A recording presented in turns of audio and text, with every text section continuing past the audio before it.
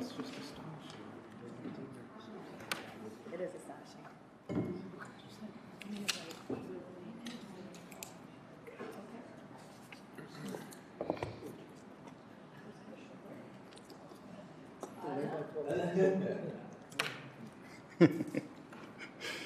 Well, it's very nice to see my commission colleagues and Attorney Leal and Manager Ritzma here and Clerk Boiling on this cool first meeting in December. So I'd like to call to order the Committee of the Whole for the Kalamazoo City Commission for Monday, December 2nd, 2024. First order of business is roll call. Clerk Boiling. Commissioner Cooney. Present. Commissioner Decker. Commissioner Hoffman. Present. Commissioner Pradel. Commissioner Wilson. Present. Vice Mayor Hess. Present. Mayor Anderson. Here. May I have a motion to excuse Commissioner Pradel? So moved. Motion made by Commissioner Hoffman. Second. Oh. Okay, supported by Commissioner Decker.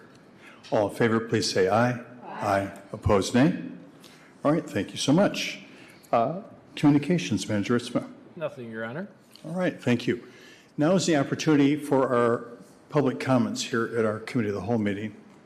Not seeing anybody here for that, but just as a reminder, public comments can be provided in person at our Committee of the Whole meeting. There's a 2-minute public comment period. In addition, at our business meeting that starts at 7, there is a public comment period at the beginning of that meeting that is 4 minutes. Seeing no one here for public comments, then we are now on to our the work of the evening. Manager Ritzma. Well, thank you. We have 2 items this evening to discuss with the Commission and 2 presentations. First is Obsolete Property Rehabilitation Act. Our Neighborhood Business and Special Projects Coordinator, Justin Verdew, is going to present. Jared. I'm sorry, Jared. Yeah. Jared, welcome. Thank you. Thanks for everyone for coming out on a snowy, cold December evening to talk about OPRA, but not the fun OPRA, the Obsolete Property Rehabilitation Act stuff. Equally exciting in my line of work, though. So to kind of give some brief basics about what OPRA is, it essentially freezes the tax value for up to 12 years of a property. And I'll get into some of the eligibility requirements here shortly, but that's the essence of it. And by freezing the taxable value, you incentivize development, you make something pencil out that otherwise would not have. So those are the main takeaways of what this instrument is in terms of economic development. A little background. So from my knowledge, the city has only issued 1 OPRA certificate in recent years, and that was 215 East Michigan. That's where Barrio Tacos is. And overall, that saved around $400,000 in tax capture for that business, but otherwise would have likely sat vacant for many more years. We really modeled this off of the NEZ, the Neighborhood Enterprise Zone policy that came forward, I believe, late last year, really trying to utilize plain English where appropriate, boiling it down to the basics in terms of how it reads, the process to come to commission, staff involved, and everything else in the policy. And as I mentioned before, it's a really important economic development tool and can really spur economic growth. So I'm excited to have this in our toolbox, and will definitely lead to some growth that otherwise would not have occurred. So basic eligibility requirements, it must be considered blighted or functionally obsolete. It needs to be a commercial or commercial housing property. It must demonstrate a gap in financing, and they must be in good standing with the city. So up to date on all their taxes, any building permits, fees, et cetera, must be in good standing. I do want to highlight a little bit on this demonstrate a gap and that need for additional financing that will be a consideration for economic development staff to look at, so it's not just icing on the cake, but rather really making sure that a project that otherwise would not have been possible will happen because of this incentive. So really, a lot of the Oprah policy in front of you is state statutes. So, when it says the clerk shall notify taxing jurisdictions within 10 business days or those specifics, that's really mandated by the state. Where we can be creative is the term of years that we can provide an OPRA. City staff believes that an 8-year default would be beneficial. That's worth the effort of going through the 4 to 5 month process of establishing a district and then issuing a certificate. City Commission would have the ability to do a shorter term, but 8-year default is what we're recommending. And then up to a 12-year term based on investment criteria. So to get into this, 8 years, I think that's wonderful. It can make a project happen. 12 years, we're really asking, what are you doing for the community? What are you doing for revitalization? So the first main point is, and required, at least a $500,000 investment in the property that is receiving the tax exemption. And then one of the other criteria must be met as well. So creation or retention of at least 15 full-time equivalent jobs at or above the living wage. So as defined by the MIT living wage calculator, that sets at about $19 an hour right now. And we felt that our strategy calls out, the economic development strategy calls out the living wage, and that's a metric that we want to look forward to. We tossed around the idea of tying it to minimum wage, but landed on this MIT living wage calculator definition to be a bit more substance in terms of what we're getting from businesses making this investment. So 15 full-time job equivalent for living wage. The other two, LEED certification or net zero or equivalent, really tying into our community sustainability plan and those aspects that are beneficial to the community, or located within a historic district or rehab of an upper floor of a building. So those are the items that would push it into a 12-year OPRA versus the 8-year default. All the other criteria must remain, but this is to kind of get you to that extra tax benefit as if you meet at least 2 of these criteria. In terms of alignment with our recently adopted economic development strategy, like I said, it encourages private investment in blighted properties, revitalizes underutilized areas, creates jobs, and retains them at or above the living wage, and increase property values and tax base over time. And then in terms of engagement and next steps, we brought this policy to the Economic Development Corporation of the city in November, received some positive feedback there, a few suggestions just to flesh things out a little bit further, but overall positive feedback there. We continue to engage developers in the community to understand, is this going to be a fully useful tool? If there's any tweaks that we can make within the power that we have as the city, what can we do there? So that's ongoing at the time. And we are looking forward to having the policy back before you in January for formal adoption.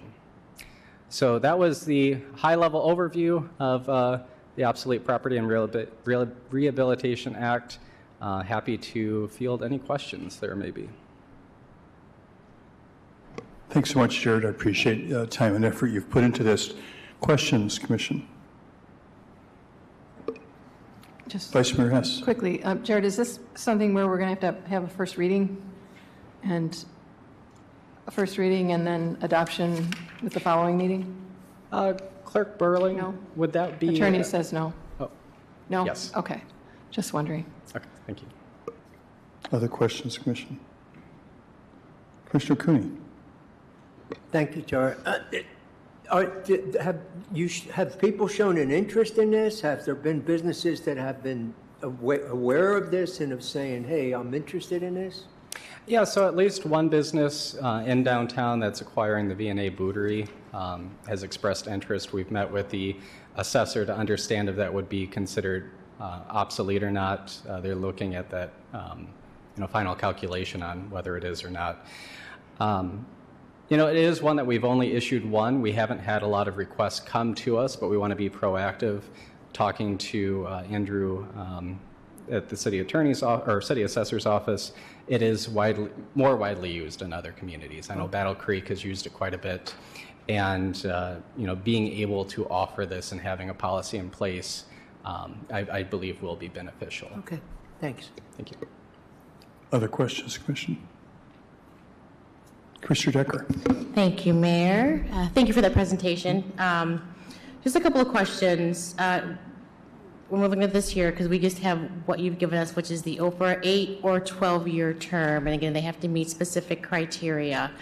So the criteria that you're saying is what is going to be changing here, which is has to be a $500,000 investment or more.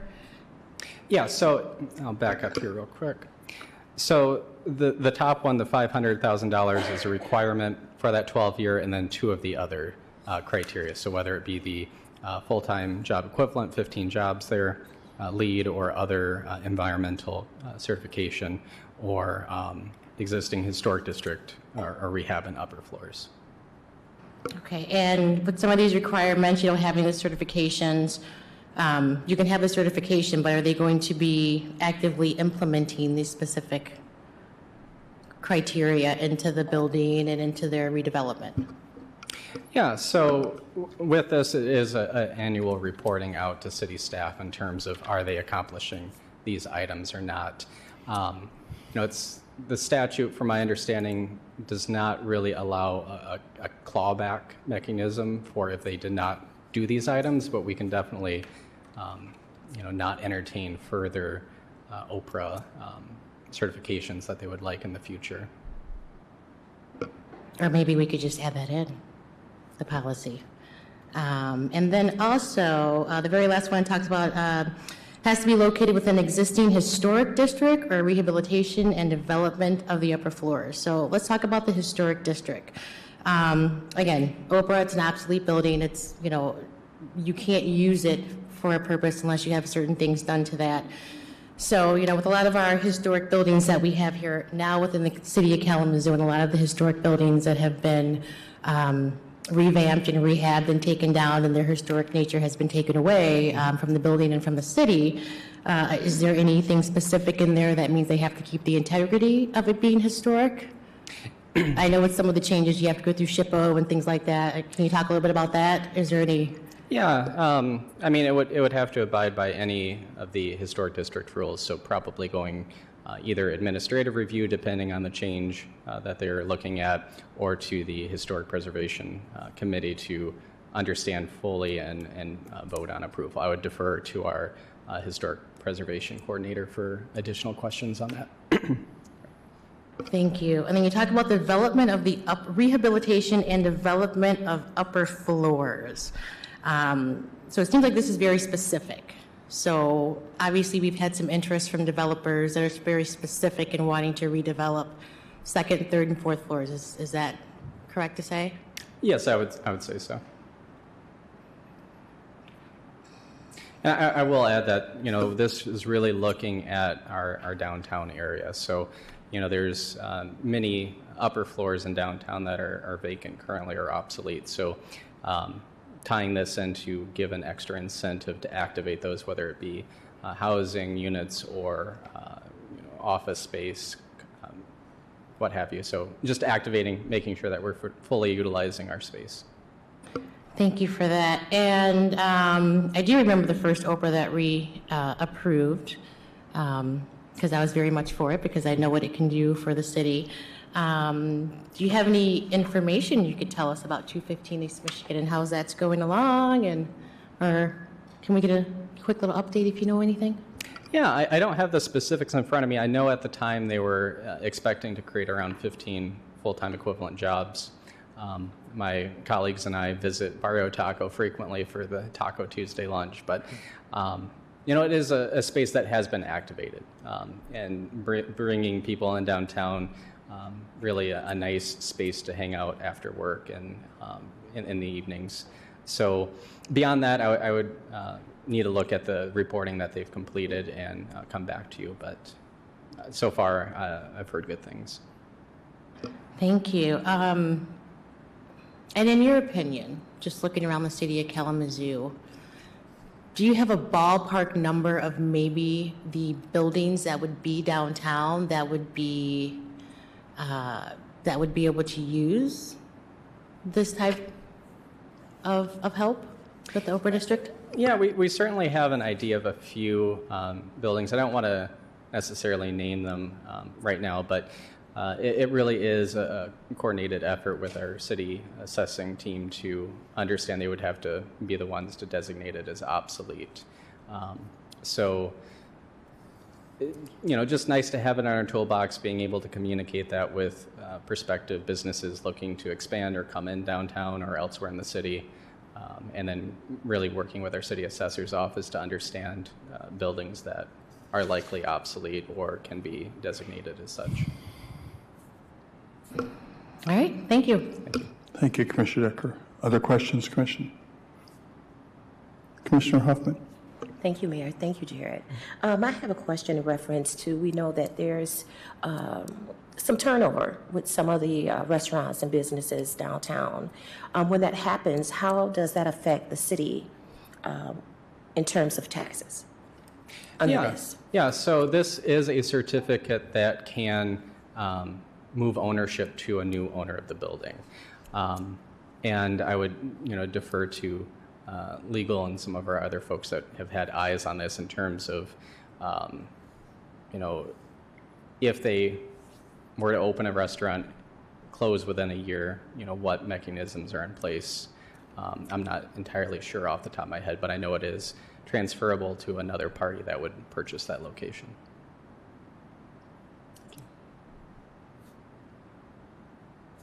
Commissioner Prado? Thank you for presentation. I apologize, I was running a couple minutes late today. Was wondering, I know we've used this as a relatively new tool that we're using, and you gave the example of the downtown instance that we've used, the Oprah opportunity. Are you seeing other communities using this tool? Are there any that you're looking to that are particularly successful at this, that you think we're striving to be more like, or is this something that we're kind of a leader in the state in regards? Yeah, I wouldn't necessarily say striving to be like, but I know other communities in Southwest Michigan, Battle Creek being one that has utilized this tool quite frequently compared to us. I know other smaller communities like the city of Buchanan have also utilized it. We're kind of slow to adopt it. I don't know if it's because we haven't had a policy in place and haven't been actively offering it as an incentive tool. But hopefully this will, along with our other efforts with the economic development strategy, really showcase the real tool case that we have to help businesses in this community. Sure. And as you're talking to developers, and I don't know if you've had a chance to kind of float this concept or policy concept to them as well, but when you're talking to developers or prospective developers and you share the 8-year default versus the 12-year term with investment criteria met, do you think that the added 4-year perk seems attractive enough to maybe bring in some developers that otherwise wouldn't have? I mean, does it seem like a strong enough incentive for people? Yeah, I believe so. And more than likely, I couldn't remember the exact figure for the Oprah at 215 East Michigan, but that was over a $500,000 investment. So that leaves you one other criteria. And I believe they would have met it with potentially with the full-time equivalent employment. So yeah, I do believe that it will be an additional incentive to get folks to either hire living wage jobs or one of the other criteria. That's great. Thank you. Thank you. All right, seeing no more questions, a few from me. Once again, thank you for being here. Hey, just as a quick reminder, how long has this opportunity been available in Michigan? Do you know what the history of? Seems like it's been around for a little while. It's been around for a while, and it's actually planning to sunset at the end of 2026, I believe. However, we've heard from many folks that it's unlikely, with how popular this is in other communities, that it's likely one that the state will renew. Okay, that's helpful. I understand it's been used a lot in Grand Rapids. I don't know how much, that's the case. So one thing that's interesting to me whenever we talk about, a new incentive plan is how this would interact. And a lot of the properties you would be looking at perhaps would qualify for brownfield tax credits, which is a different kind, but not wholly dissimilar, or historic, talking about historic districts. And so how does this, or does it not, layer in any way with other incentives, and why might someone choose this over another incentive, like brownfield, for example? Yeah, I'm not, I can't speak to brownfield and if this would layer, I do not believe so, but, there are other incentives that we have yet to bring to you that we likely will in early 2025, and they're all unique. They have their niche in terms of what they're trying to do. This one is focused on, obsolete property. And, I know we've been very creative with our brownfield in Kalamazoo and being able to deem quite a few properties as brownfield eligible. This can help fill the gap for some that may not meet that requirement, but otherwise still is an underutilized or vacant building. Okay, thank you. Any other questions, Commissioner? All right, appreciate it very much. Thank you. Manager Ritzma. Yeah, next on our agenda is an exciting project, Bronco Commons project, and our Sustainability Development Coordinator, Jamie McCarthy, is going to give us a presentation on that. Jamie? Thank you, City Manager. Good evening, Mayor, Vice Mayor, and Commissioners. I'm Jamie McCarthy. As City Manager just mentioned, I'm here with Community Planning and Economic Development, and I'm here representing the Brownfield Redevelopment Authority to bring forward this project that's going to be on your agenda this evening. It's on the a consent agenda for you to vote on, but we wanted to bring this forward and talk, really highlighting a brand new tool also in the Brownfield toolbox, if you will, related to some changes that the state adopted last year to the Brownfield Act. And so we're going to talk about that today, and we're going to talk about this Brownfield plan that's going to be before you at your next meeting. I've got a number of great presenters here with me this evening.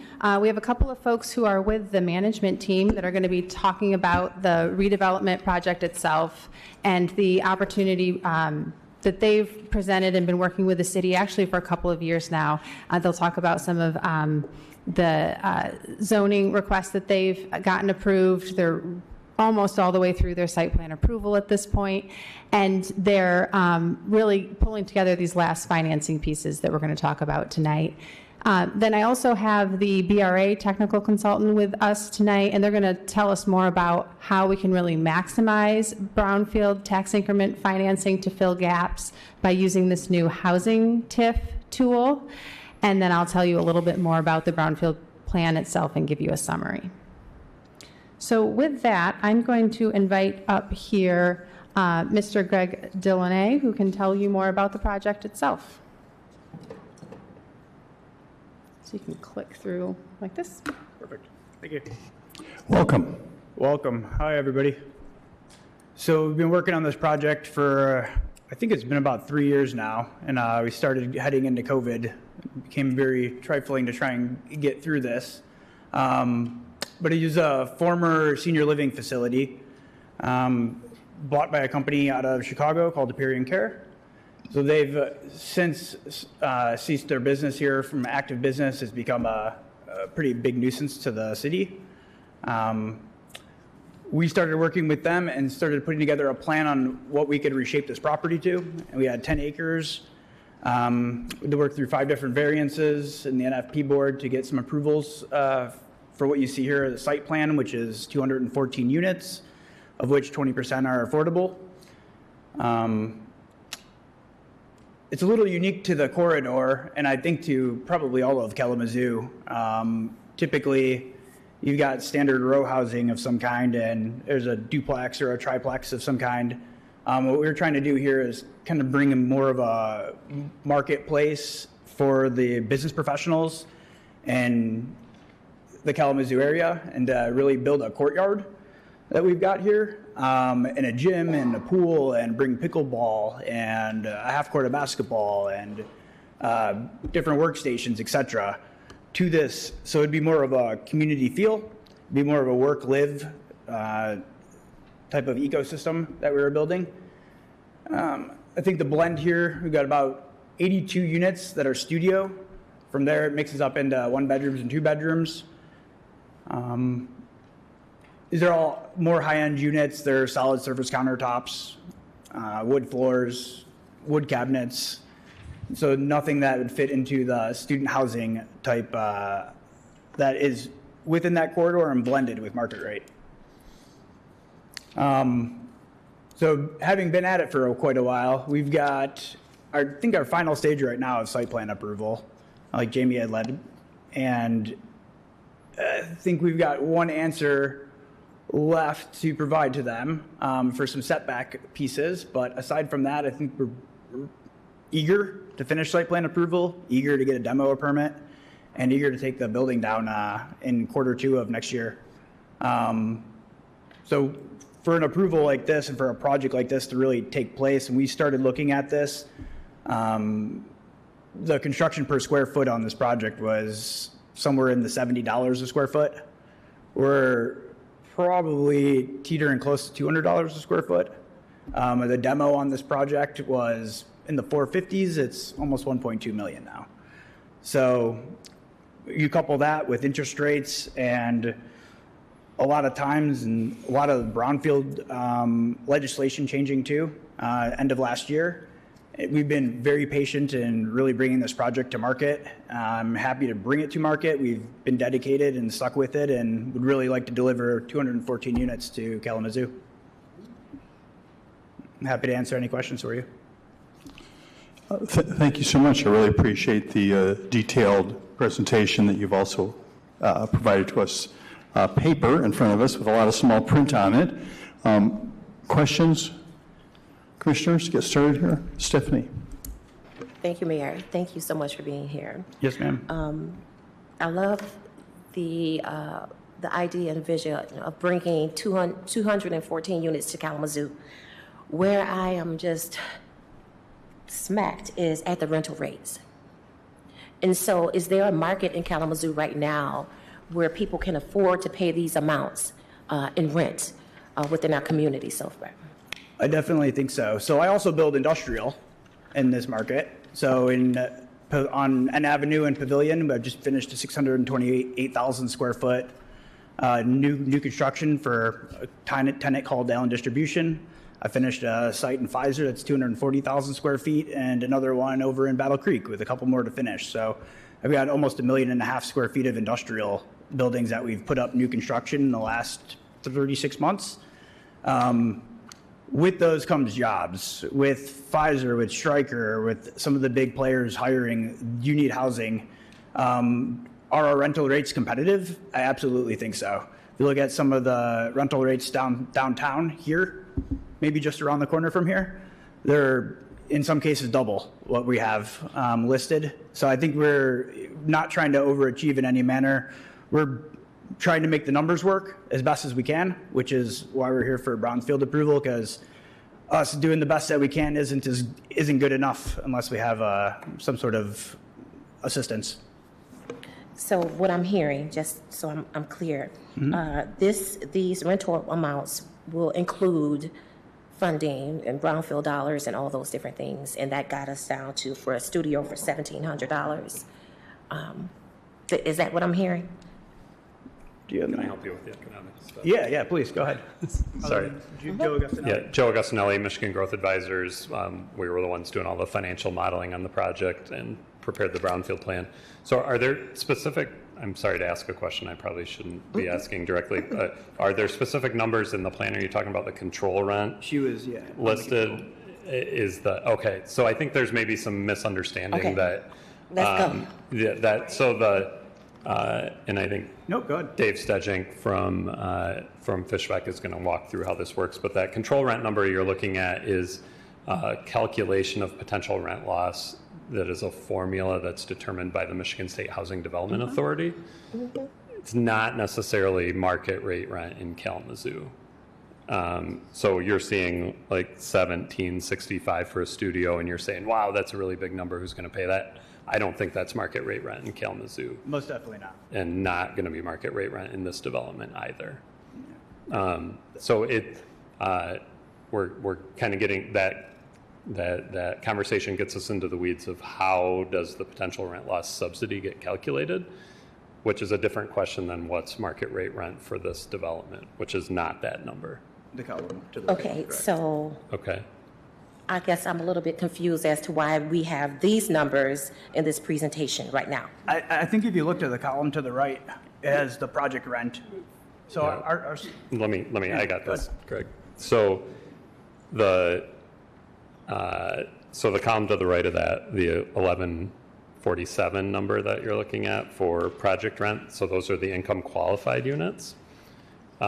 Market rate rent, I'm sorry, you're maybe not looking at the same thing I am. I don't know what you're looking at, I guess.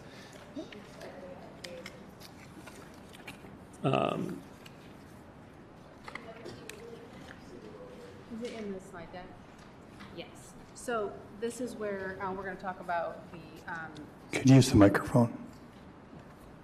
I'm going to have David Stedjink come up here, and this is where we're going to talk about those control rents that MISTA has set, the Michigan State Housing Development Authority, on what across the state of Michigan are sort of the top rents that cities can use to start setting where they're going to start offering subsidies or gap financing for projects. And so I think you're seeing those very top rates where you need to start offering AMIs less than that. Cities can start offering gap financing. So I'm going to have David step up here and talk about how we can now start offering gap financing for the housing units themselves. If you recall, the more traditional brownfield financing was for those hard costs that come with redeveloping brownfield property. So that's cleaning up sites of contamination, dealing with contaminated soil, preparing the site, building new infrastructure, some of those core brownfield type activities. With the new changes in the legislation, there are some new categories of costs that can be reimbursed with those tax dollars. And those are moving much more into the housing realm that we haven't been able to use before. And that is for some of the, some more of the construction on the site, but really it's going to be for that annual monitoring of rents that can get down lower than that 100% AMI is where our city's starting to target. So I'll have David talk a little bit about, again, that's MISTA level programming that they're setting and kind of where the city's coming in. Thank you for that, Jamie. Yeah, And yeah. also, I would like to possibly see, like, what is the dream in an illustration such as this for Kalamazoo? Say that again. I would like to see an illustration centered on the city of Kalamazoo with what the dream could be, what the vision is, once that gap financing has. Yes. Okay, thank you.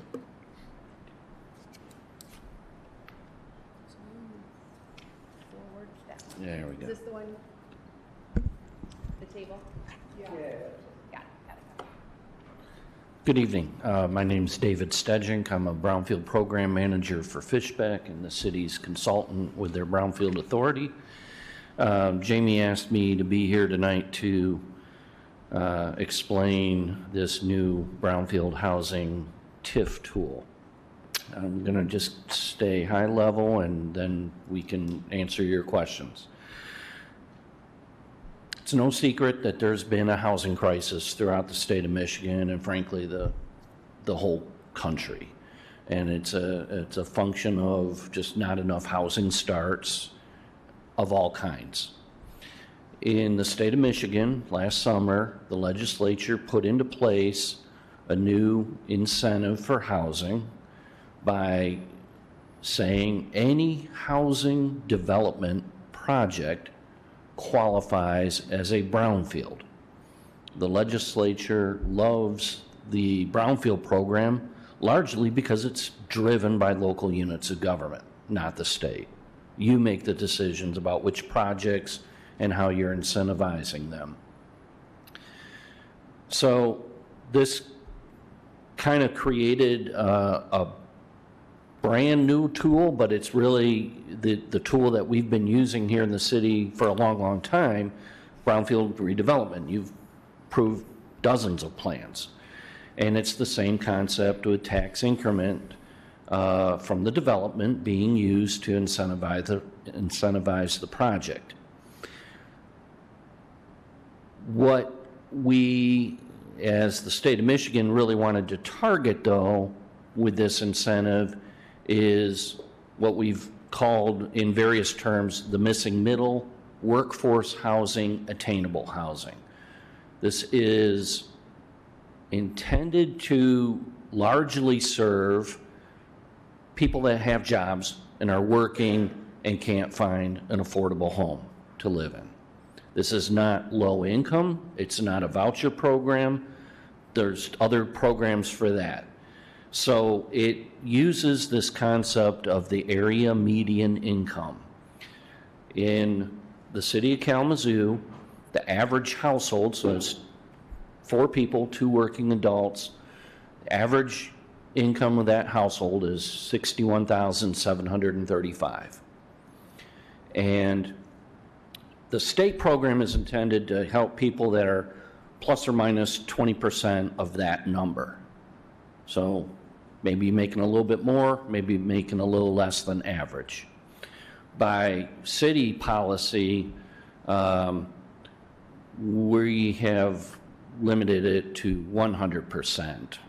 So we are looking at people that have to have a job in order to afford these rents. These aren't people that are not working, and it will vary depending on the type of rental unit that you're looking at versus, a studio versus a 1-bedroom, for example. But the idea is that we're using TIF, tax increment financing, to not just do some of the normal things that we've done with site prep and demolitions and asbestos removals, but now we can use that as gap financing for the project. So the city has evaluated that on this project, and I'm going to let Jamie talk about that. To qualify, a certain amount of units need to be serving this population of folks that we're trying to help that are making that 80 to 120% of the area median income.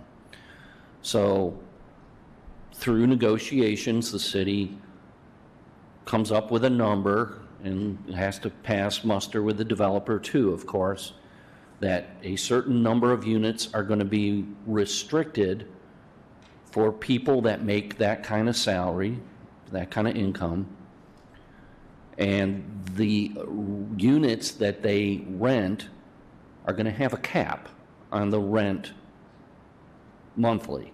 Now, what's confusing is the state of Michigan.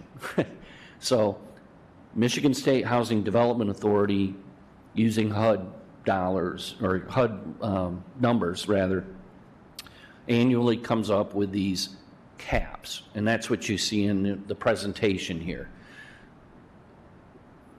So in order to get MSHDA's approval of a brownfield plan, we would have to demonstrate that the units that are restricted to serve that population of people are charging rents less than that.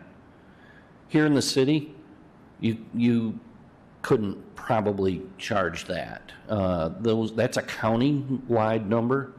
They don't do it by municipality. They do it on a larger scale. So those rents are sort of disproportionate for the city of Kalamazoo because it's got portage numbers and other things in there, right, that just skew it.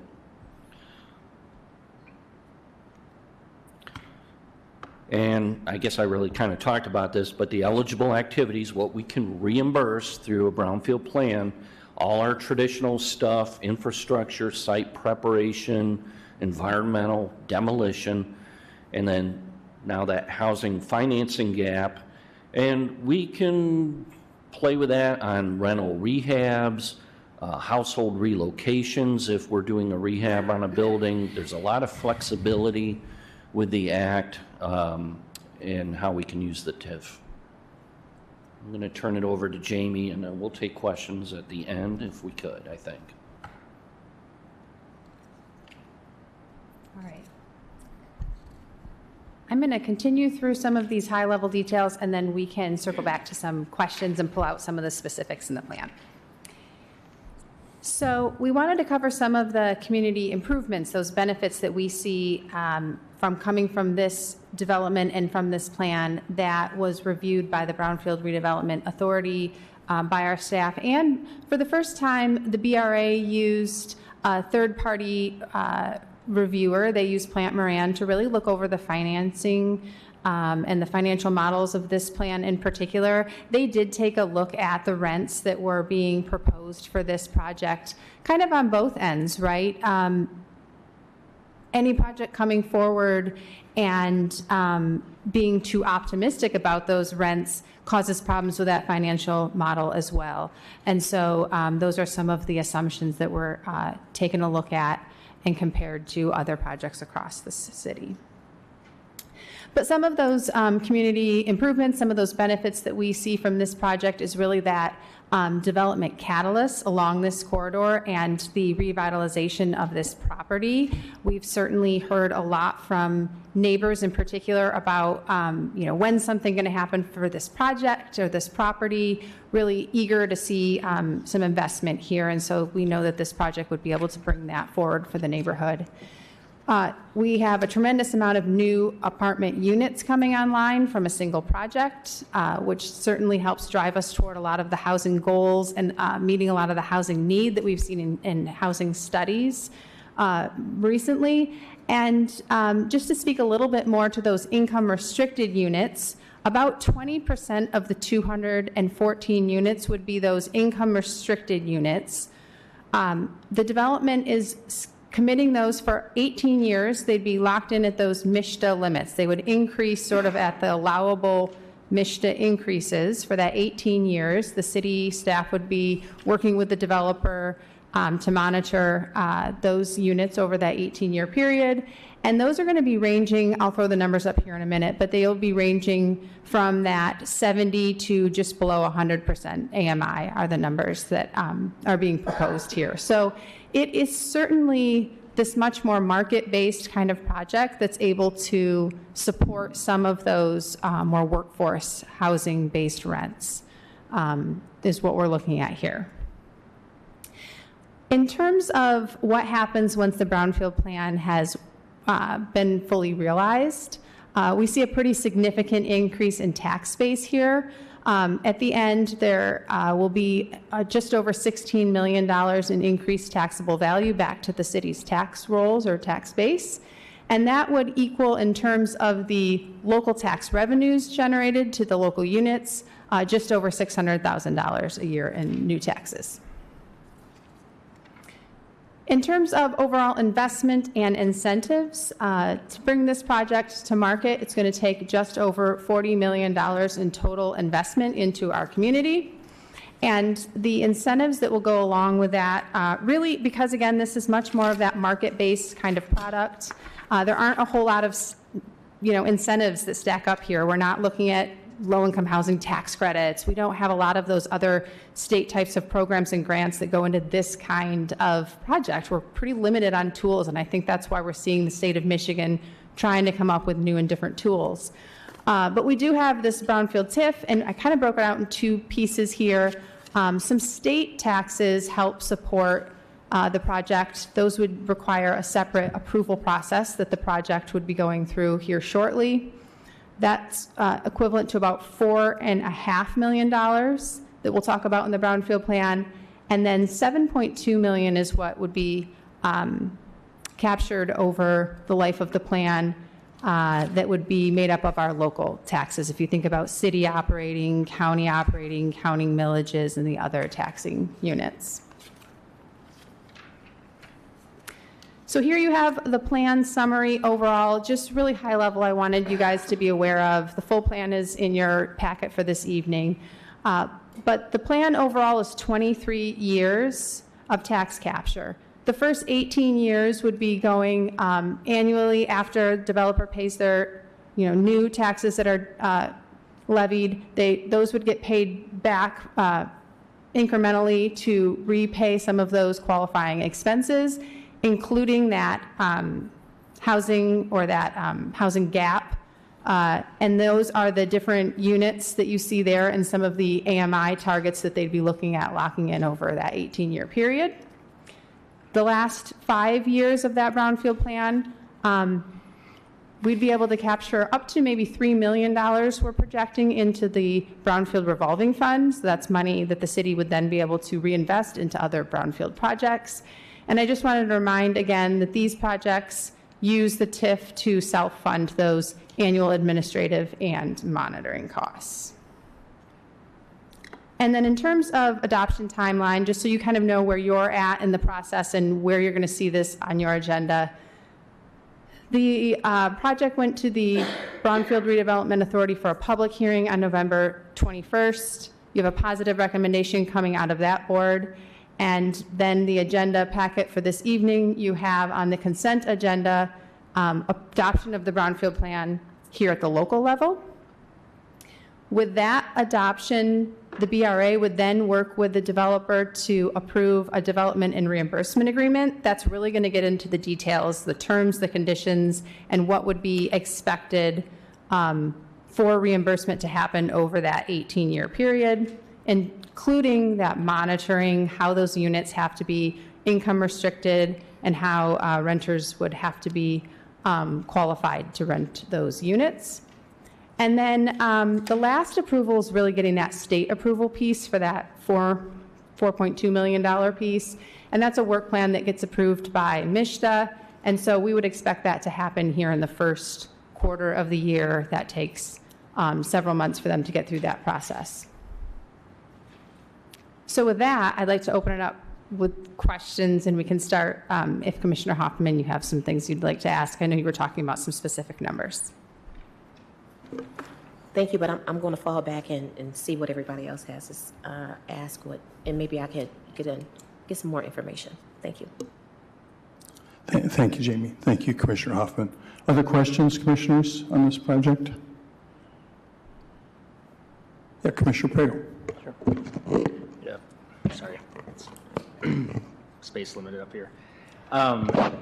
So the question for you, in the packet of material, it talks about how the census tract this project is located also had a contraction of 8.8% in total number of units between 2015 to 2020. Do you know what is predominantly what those numbers are comprised from, where they're coming from? I know it's in the same vicinity of, Western Michigan University, so I don't know if it has to do with like housing that's on campus or whatever, but it seems like a pretty significant dip in available units in that area, and I thought that was an interesting statistic to share in terms of the question that you were asked, is there demand for that area? And it's almost 10% loss in housing units, so I was just curious if you knew where that's coming from. I don't know. The data came from the U.S. Census Bureau. So as part of one of the requirements of the change in legislation under Act 381 is the project that the community has a demonstrated housing need in order to use this new housing TIF tool. So we try to demonstrate that, showing Census Bureau data, changes and demand. The underlying reason for the data changing, I don't know the answer to that question. Yeah, it'd be interesting to know. I mean, either way, it speaks to the fact that there's a need in that area with that loss in recent years, and a pretty small amount of time, nonetheless, as well. I would agree with that. I was wondering also, I was blown away. I mean, anytime you see a unit that's 214 units, it's just like, wow, this is incredible, because, you look at the county housing plan, the goal is 7,700, give or take, housing units, and that seems like a pretty tall order to achieve. And when you see these projects where you have, 100 or 200 plus units, I mean, that is statistically significant and will make a difference in that work. It talks a little bit about how 1,200 units are in the low to mid rise category, or in the plan it says that of those 7,700 housing units, it says basically that we need to have 1,200 low to mid rise units that go into that mix to achieve that goal. And it says that this project alone would represent 18% of the demand in that category. Can you speak a little bit to that as well? Yeah, I mean, I think we're, as we're again evaluating the housing need, drawing off of the county's housing needs assessment, kind of trying to show how much of that need that's been demonstrated is being delivered through the project, right? The low to mid-rise, I think, I don't recall the exact definition. I want to say 4 stories or 5 stories is the sort of upper limit on And I think mid-rise. like 25 units or more. Yeah, Or well, is it's more talking about height of building, Oh, I gotcha. think, Okay. versus overall number of units.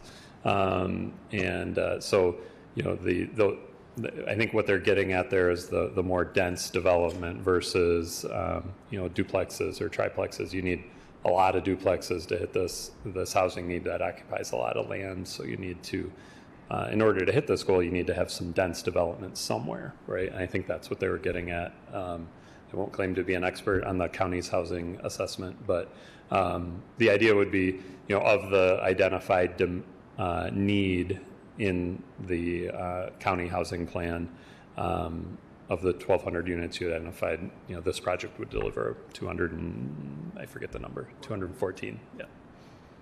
It's incredible. 18% of that segment right. is just from one development project. Yeah, You know, it's I would say you're going to see that as you bite away at that low to mid-rise piece of the bucket. You're going to see big chunks of it because those are inherently larger projects, right? Yeah.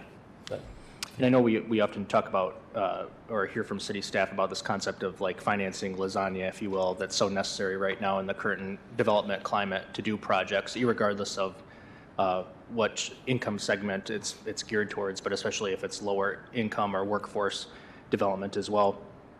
In your opinion, I mean, do you think with the brownfield changes now that include housing, I mean, is that a game changer to the point where a lot of these projects would not be happening today if not for that change?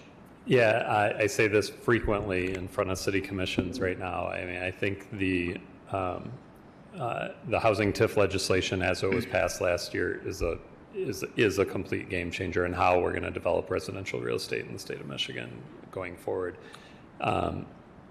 Market rate projects don't pencil out right now, which is a really crazy concept when you sit down and think about it, that there is market demand. We need all this housing, but the market is not willing to pay $3,500 a month for an apartment, which is probably what we would need to rent these for at market rate to cover the loans on the cost of this project. So that's where these incentives are really critical to get any housing developed. And then when you talk about layering in affordability into it too, that further reduces the revenue from the project's ability to capitalize itself. So it requires more incentive on top of it. So that's been the game changer in the last like 36 months, where when interest rates were 3.5%, 4%, and construction costs were $125 a square foot, this project would have penciled without any incentives. But now its cost is $225 a square foot, and interest rates are probably, by the time we get into financing, 6.5%, 7%. The same project in the exact same location no longer pencils without incentives. And that's, the legislature, I think, recognized that when they enacted this program to, because it's not a unique to Kalamazoo problem. We're doing these deals all over the state of Michigan right now, and it's the same analysis in every community, that it just costs more than the market's willing to pay to develop housing right now. Another question for you. I know a number of us up here, our professions are in housing. You know, a lot of us serve vulnerable populations, and so our first inclination is like, we need more, lowest level AMI housing. We need from 0 to 30, 30 to 50 desperately in this community. When you have these opportunities that come forward, and there's not somebody here at the podium standing presenting a proposal to do that level of housing. But can you kind of help people like us who do this and think about this stuff constantly understand why this is so critically still important to the whole housing ecosystem, and how it might still impact those people at the lowest levels by having and achieving housing at these levels? Yep, absolutely. So we have a housing shortage at all price points in the county, and no one project is going to solve that shortage for all price points, right? A low-income housing tax credit project isn't addressing the market rate need, and vice versa. So we need to do all of these things, and in each project is a little bit different. But as you add more, the reason housing is becoming unaffordable is because we have a supply problem. If there was more housing, then the rents that would be achieved by the housing would reduce, so that you rented my apartment instead of the vacant one next door. And so as you address the sort of market rate side of the housing shortage, that takes pressure off the rest of the affordability. So somebody will move perhaps from a slightly less expensive apartment into a nicer one because they're able to. That frees up that less expensive apartment for the next person, and sort of that process continues down the continuum. So I think we need to ultimately develop at all price points, but this tool was created by the legislature to really get at that missing middle price point, because there is no other incentive tool to assist that sort of income band. The LIHTC program is a great, incredible program. Low-income housing tax credits. I try not to use acronyms. Is a great tool to address that 60% AMI and lower price point, because it puts enough incentive into the project to make it viable. And this tool, to get into those lower income bands, there's not enough incentive for the economics to work. I know in some of the previous meetings, some of the more recent projects we've seen up here on our agendas and that we've been talking about have been some lower income housing projects, or ones that particularly serve vulnerable populations. But again, it's never enough, right? It's just not enough serving the demand and the needs in our community. Not to put you completely on the spot, we recognize we need housing at all levels, but as you're going around the state and seeing what people are doing really well, is there anything we could be doing a better job in our community to attract more housing or developers in that category? In the low-income category? Yeah, I mean, the challenge with that category is the incentive tool that funds it is federal low-income housing tax credits, and there's way more demand than there is supply of those tax credits. So it's a very, very competitive market to get into as a real estate developer. You sort of either do that or you don't develop using the low-income housing tax credit program. So, what can we do? Advocate for more funding at the federal level is always the answer that doesn't get us anywhere. We just pound our head against the wall. In terms of like competitiveness, though, for those federal dollars, So we do not do low-income housing tax credit consulting because we've never done it before, and it's a point scoring system, and you don't get any points for having an experienced consultant if I help you. So we've just never gone down that path, because our clients would never get funded. But my general understanding with the program is it's very location specific. So is it by transit and things like that? But then ultimately, I think the state's trying to distribute that money geographically.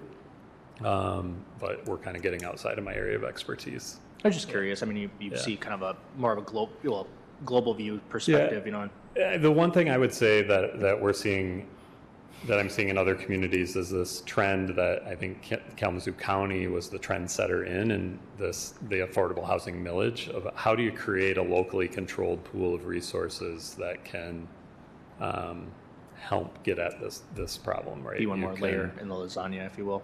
Yeah. Well, and you have layering it in with other tools, with anything's possible with the right amount of incentive in it. But the development of affordable housing costs the same to build as a market rate development, but you're gonna agree to charge less rent in a market where the market rate development doesn't make economic sense without incentive.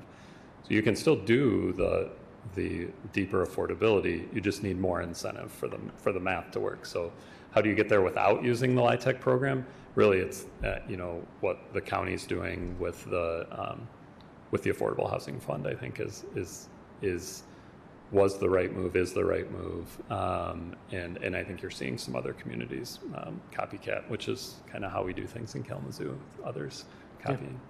Yeah, appreciate that. And then just one last question as well. In the project like this, is there much dialogue that happens with like the surrounding area folks? I know it's a little challenging when you're in an area where it's a lot of fraternities, sororities, college housing, but right across the street you've got a decent sized Arcadia neighborhood. And is there?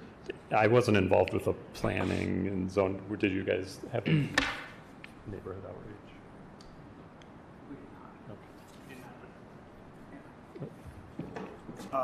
I mean, we did speak to probably half a dozen neighbors that stopped by or had different questions, or were at different approval meetings for the NFP or for zoning, ZBA meetings. Probably more than a half a dozen, probably closer to a dozen. So we've heard positive feedback, and something needs to be brought. And yeah, there's a Arcadia Neighborhood Association. I definitely encourage just to reach out proactively, because they're it's not necessarily going to impact the entry or gateway to that neighborhood. So I don't think there's going to be as much consternation about it, but just to be a good partner, I think they'd appreciate the chance just to absolutely. There's a couple of residents that are directly across the street that showed up. They had only positive things to say. Cool, awesome, thank you, appreciate you. Thanks, Commissioner Pradel. Vice Mayor Hess. Thank you. Thank you for being here and for presenting this. I know it was a big part of our consent agenda, and this puts clarity to a lot of it.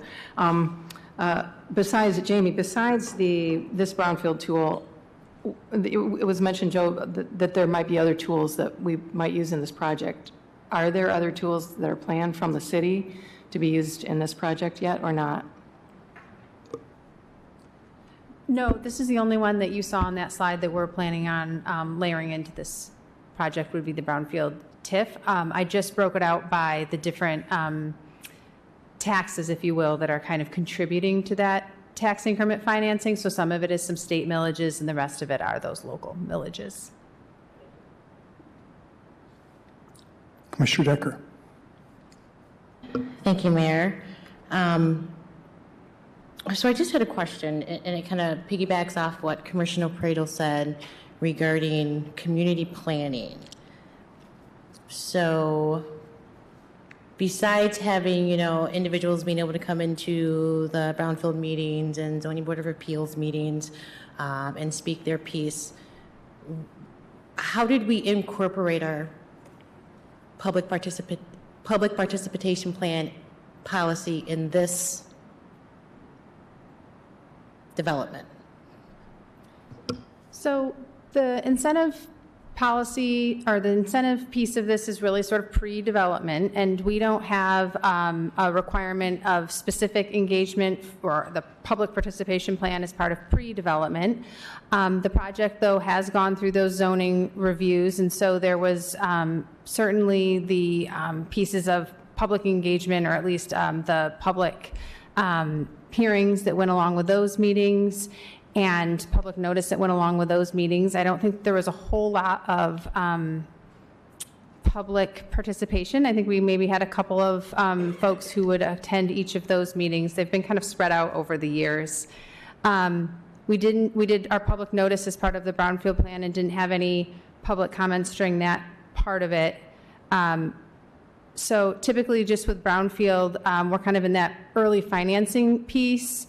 We really rely on looking at how a project aligns with our master plan, how it aligns with neighborhood plans. We've certainly talked to staff who've heard directly from the neighborhood associations and from neighbors who've talked about this site, who've made reports, or who've had comments or questions about it, who have by and far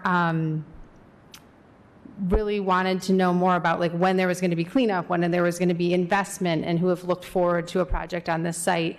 But we haven't, as staff, done direct engagement on this project as part of the pre-development phase.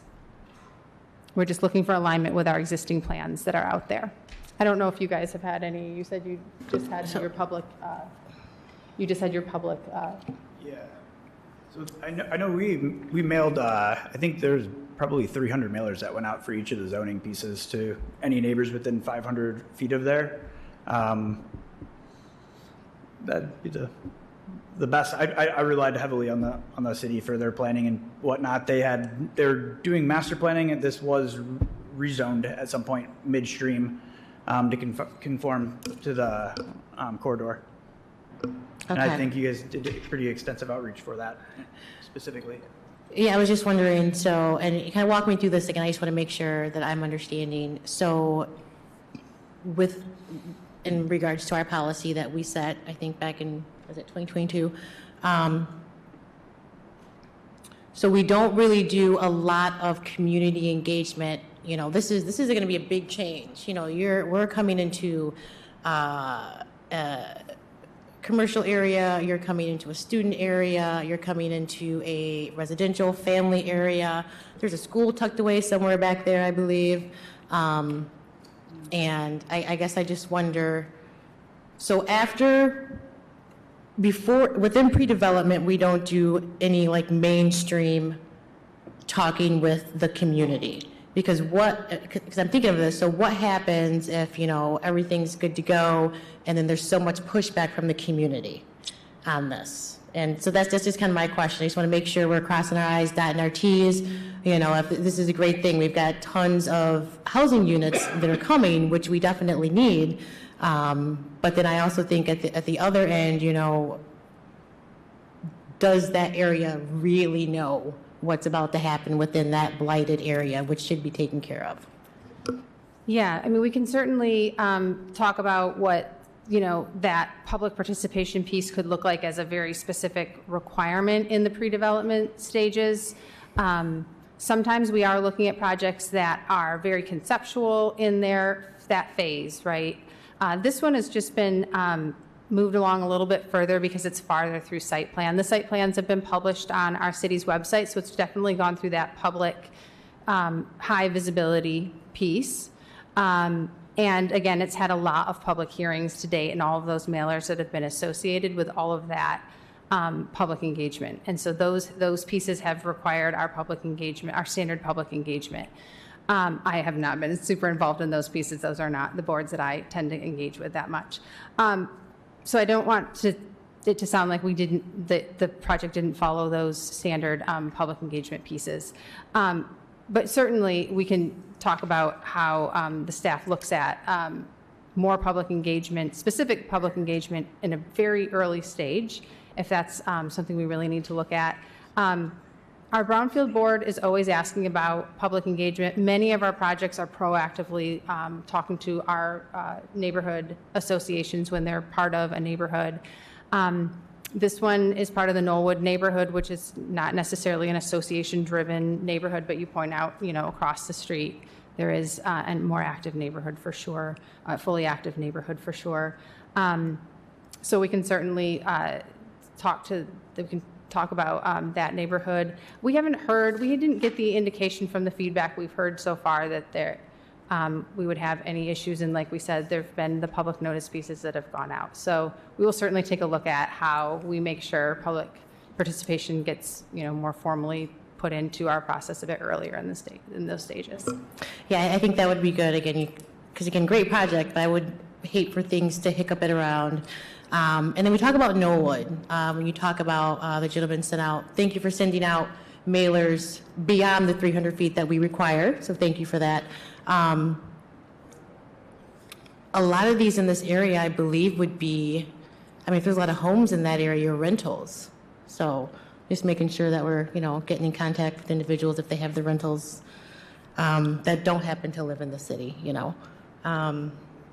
Yeah, they would have both both occupants and taxpayer addresses would be in that. Okay. Thank you. Then I had a question for Joe, if you don't mind. So you and Commissioner Pareto kind of talked about the different types of tools that you would need within the toolbox. And with your experience working within development, if you had to ask for a specific, or not specific, but a one or two specific toolboxes that we here had at the city of Kalamazoo, what would you say that they would be that we could add to our toolbox? We've got the great things that are coming around, but, just in your opinion. So if I could wave a magic wand and say, this is a new tool and we don't need to worry about how it's funded, what is needed is a huge pool of money to lend low interest debt into projects. That's what's the largest need, and more plumbers, carpenters, electricians to drive down the cost of labor on the projects. Those are the two big drivers. Probably the second thing's not anything City Commission can control. Maybe you could allocate money, but the scale of need in terms of debt is billions of dollars at a state level. So what I think it would be investing in putting more money into the County Affordable Housing Fund is ultimately probably the actual tool that is realistic. And how that's funded, that's a different question. But all of this is that these are problems that are solvable with money, but where's the money come from? That's the underlying problem. That's the beauty of the tax increment financing tool, is it's self-funding, right? It's being funded. The incentive is the tax increment generated by the project itself, versus anybody needing to write a check in today's dollars. Well, Greg's writing a big check, but I think that's where the legislature was coming from, was all the other tools require a state appropriation or a local unit of government to write a check, and budgets are tight. So that's the beauty of the TIF tool. Thank you for that. I had something else to say. It was going to be good. I know it was.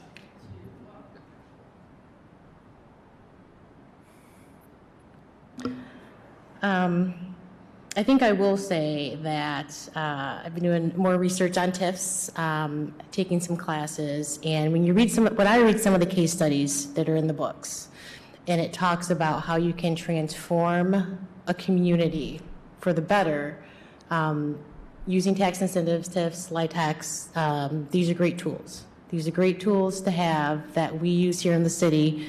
Jamie and her team have been doing great, especially within the brownfield. CPED has been doing great about finding new things and new ways that we can help developers build more housing. I think we can all sit up here and say we would love to see some more really affordable housing within the 0 to 30 to 60% AMI, but I think we all know that we can't do that until we get housing for individuals that are ready to move out of those into something a little bit better. So yeah, I don't have any more questions. Thank you, guys. Thank you, Commissioner Decker. Commissioner Hoffman. Oh, you got enough? Okay, I guess I'm that annoying commissioner who always is going to think about the families that are at Alice level. And I'm hoping that we can start having those conversations with developers when you're coming to the city with a plan, that you've really been intentional. I just did some quick numbers. Let's say everybody who applied was at that $61,000 a year. After you take off taxes, that income reduces down to $50,000. Now you have a family of 4, and they still couldn't afford to live in this development. And so I hope there's a way that we can figure some things out locally, and then maybe take some things to the state level, because this makes me pause. I don't know any family. I couldn't afford to live there, and I work every day. And so when we take into account a family of 4 that has daycare or childcare, this is very unaffordable. So I guess my question to the developers, who are you really trying to serve with this development? Yeah, I'm going to ask a question again. The market, you're talking about the market rate rents that I don't think are in any of the materials that you have. So I just want to make sure I'm understanding where your question's coming from. When I think about, we're saying 16 studios at 70% AMI, 15 and 11, 80 and 95%. A family of 4 can't they wouldn't be able to afford a studio, and we wouldn't be able to do that. But I'm just saying, like, developers, when you come, let's really assess what's happening in the city and see the ones who are really housing cost burden. Right. And this seems to be a very particular development that is catering to a specific population, and not really those that are working yet still don't have the amount of income to afford something like this. Yeah, so I mean, the best answer I can give is, I think, kind of a repeat of what I said earlier, is deeper affordability is possible, but it requires more incentive. And where is that incentive going to come from?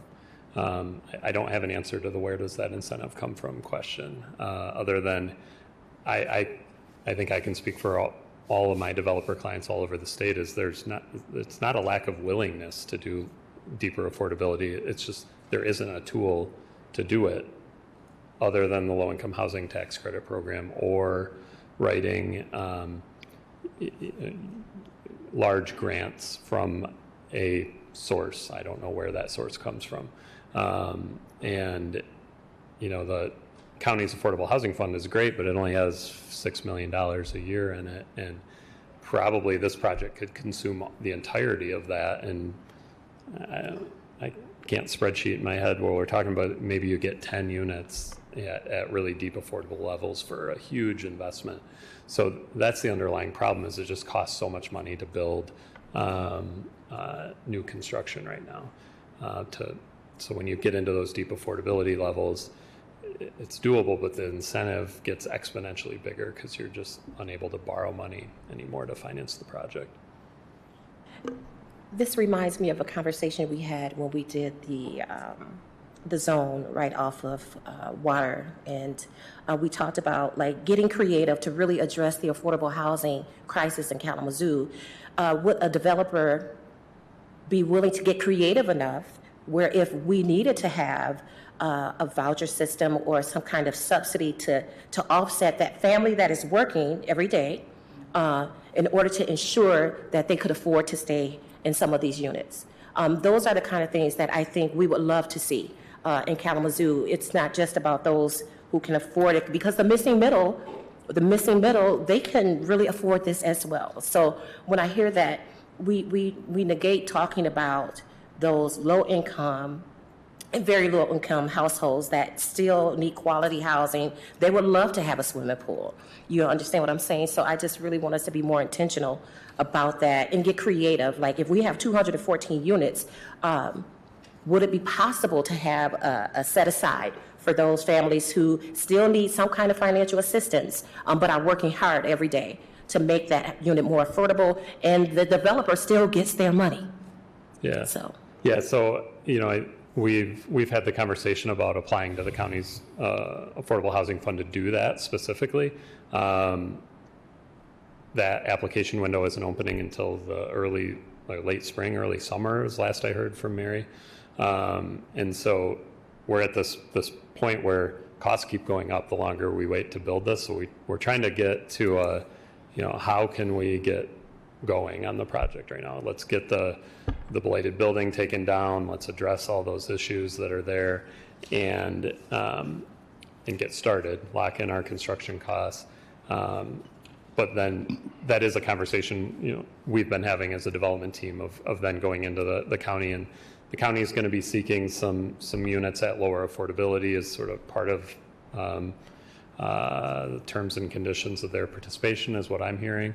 And so if we're successful in getting an award, I think then you have more options there. But without extra incentive, the math just doesn't work, because you have to keep in mind the market rate apartments are affordable to that missing middle that we're talking about, but the project doesn't get built without the incentive, because market rate would be unaffordable to that missing middle, or really to anybody, but for the incentive. So that's the underlying, I guess, dilemma that we're in. So, yep, you're welcome. And I would love to be part of any brainstorming around how to get creative to think about this differently. Absolutely. Other questions, Commissioners? Vice Mayor Hess? So to be clear, for this evening's purposes, for our business meeting, we are simply we're voting on the resolution approving this TIF plan. We're not, we're just so that it can move forward. Is that correct? That is correct, and it is on your consent agenda as the standard operating procedure for brownfield plans, so I just wanted you to be aware of that. Commissioner Cooney?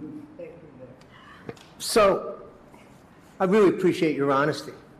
What you're really saying is, in the market, if we leave everything to the market, low-income people are left out. They're just left out. 54% of our people are below the ALICE line, and this is not going to apply to them at all. And it's not your fault. It's the way the market is set up. So there has to be an intervention outside the market. And the only entity that's possible to do that is the federal government. And then when we were able to have affordable housing, it was because the federal government put money into it. But here we are, we're really interested in those 54%. But there's nothing on the table that's going to get to them. And that's a tragedy. That's a tragedy. And it's not your fault, but it is the fault of a system which lets all those people out.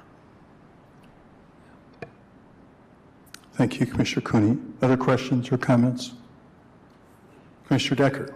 Thank you, Mayor. I just have a real quick question because I don't know the answer. Jamie, can you stack a brownfield and an Oprah together? I'll take it. Lasagna, I'm Italian, so I like lasagna financing. Whoever said that, yes, absolutely you can. The 215 East Michigan project with Barrio has brownfield and Oprah layered on top of it. The Oprah tool freezes the taxable value only as it applies to the local millages. It doesn't freeze the school taxes. So when you layer them together, you typically are adopting a brownfield plan that only captures state taxes, because those are not frozen for the 12-year duration. But yes, absolutely, and that's a pretty common deal structure in other cities of layering Oprah with brownfield on a rehab. Would it work in this instance? Would you take a look at that? And the Obsolete Property Rehabilitation Act only applies to, it freezes the taxable value on an obsolete building that's being rehabilitated.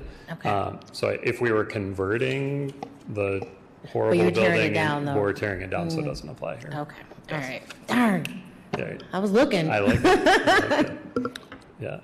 Other questions, Commissioners? All right, so first of all, I just want to say thank you so very much for coming this evening and taking the time to talk through this. And I think we've had a couple different conversations here. One is the conversation about grappling with the idea of how to get deeply affordable housing, which obviously does, in fact, require deep subsidy. And the programs that used to provide that deeply affordable housing, which primarily were public housing, and the developments that were 223D loans and that sort of thing, guaranteed loans and programs from the federal government that created the subsidized affordable housing in Kalamazoo, which we have a majority of that here in the city of Kalamazoo. Those programs have all ended. So that is all stopped. Because at the end of the day, whether you're talking about deeply affordable housing or market rate housing, the owner, developer, manager has to receive sufficient income to pay the bills of operating that property. And a 30% rent doesn't do that. And basically a 50% rent barely does that. So even if you look at tax credit developments, which we have a lot in the city of Kalamazoo, talking about trying to do that better, we've got one down here in South Rose getting close to being done. We've got another one that passed muster that's going to be over here on Reed. We've got the one over here on Mount Zion that's going on. We're kind of clicking as it comes to the tax credit, even in those. Even if you look at the one over here on Portage, out of the total units there, 48, only 15 of those are affordable, and that's low-income housing tax credits, because the numbers have to work at the end of the day. That's just the way it works. So that's one discussion, and I appreciate you being part of that. Here's what I would say about this. Thank you so much for your efforts. I really, really appreciate this. I want you to recognize that there is a positivity about One, creating some housing in Kalamazoo, the city of Kalamazoo, which we desperately need. Looking for some affordability in that workforce housing, I appreciate that. Has anybody been out walked around that site? I've been around that site multiple times. That is a big blighted site in the Kalamazoo that's been sitting there for years and years and years, causing lots of problems and getting worse, and a resource that is completely non-productive. So the idea that you're coming and looking at this in the city of Kalamazoo, taking that risk, basically working for 3 years for free just to try to get this project going, not even knowing if it's going to go, thank you. I really appreciate that effort. And I appreciate the work of our own city team trying to find a way to make it work. So, from my perspective, go forth and accomplish this. Get some housing units built there. We desperately need it. Every day we hear about the lack of housing in this country. We're building housing. That's great. And as far as other efforts related to seeking to house people who are at the lowest income stream, for example, we talk about 0 to 30. What is an affordable rent, Commissioner Praedel, for someone who has 0% AMI? It's zero. It's no rent. So how do you create housing for people in that category? It's only with built-in subsidies, period. Like we have at a variety of places in town. We're talking about Fox Ridge, Interfaith Homes, Stadium Drive Apartments, Skyrise, that sort of thing. Back to a couple particular things on this. Just one thing I really appreciate, and I hope we keep doing, is, the developers do great work and put the numbers together to try to make these projects work, but I do appreciate we're working with Plant Moran to get another kind of level of evaluation of these programs related to what a level of subsidy is appropriate in terms of what we're trying to get here and how does that work. So thank you. I think it's a wise move to use a third-party kind of developer that has experience in other areas, looking at projects, and going to go through those numbers. So I hope we keep doing that for these projects. The last thing I have to ask is that city capacity. So when we're saying to a developer, please, for these units, it's going to be, we're looking for folks at 70% of AMI, for example. So what is our capacity for monitoring that over the course of 18 years? That's the first part of the question. And then the second part of the question on that is that I presume, even though we're monitoring at entry, I presume that over the course of time, that person could move from 70 to 80 to 100 to 120% of AMI and still be paying that 70% rent. So if you could just talk a little bit about what our capacity is for monitoring these projects, unlike low-income housing tax credits that has an extensive monitoring infrastructure built into it, not funded or paid for or, monitored by us. How are we going to do that with these local developments? Yeah. I can speak a bit to that. This program, the state portion of it, is approved by the Michigan State Housing Development Authority, MSHDA, who also oversees our low-income housing tax credit program that you just mentioned. So we do have some guidance that's starting to come out from MSHDA on how they would like to see these types of projects monitored over time for both rent levels and income levels of those households that are renting these units. Some of that level of detail will be placed in the development agreement that we'd be negotiating as this plan gets adopted. We're starting to look at and see how exactly that monitoring is going to happen or be required through MSHDA. We're starting to see some of the guidance they're coming out with, I would say, is a variety of their LIHTC program light. So it's their some of their 1040 forms that they have that are a bit pared down from what we're seeing in some of their low-income programs. It is an annual type monitoring where you're looking at and getting tax forms from those renters to qualify their incomes and then getting rent rolls from those units that are being committed each year. The cost for that is paid for by that tax increment though. So it's a cost that's coming out of the plan, making these plans a bit more expensive. I think you're seeing that, but also guaranteeing to the community that those rents are going to be, I think those rents and the growth in those rents are just going to be more consistent or more regulated over time. When we see big market shifts, we might not see those change quite as much. And so it's just a way to kind of hedge against that, I think, and a benefit to the community overall for some smaller portion of the units in that building. Okay, looking forward to seeing how that's going to work out for us. Thank you so much, Jamie. Appreciate it.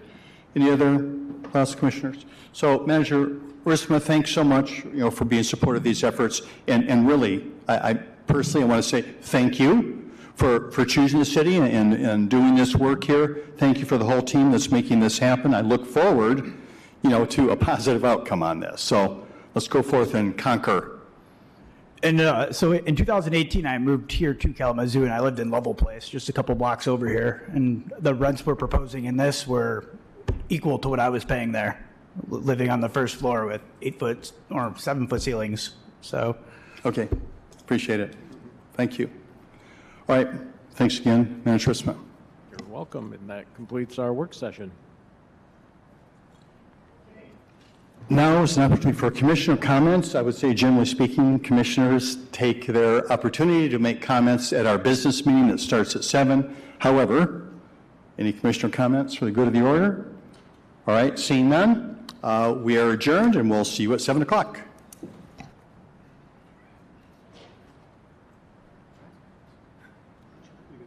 Test, test.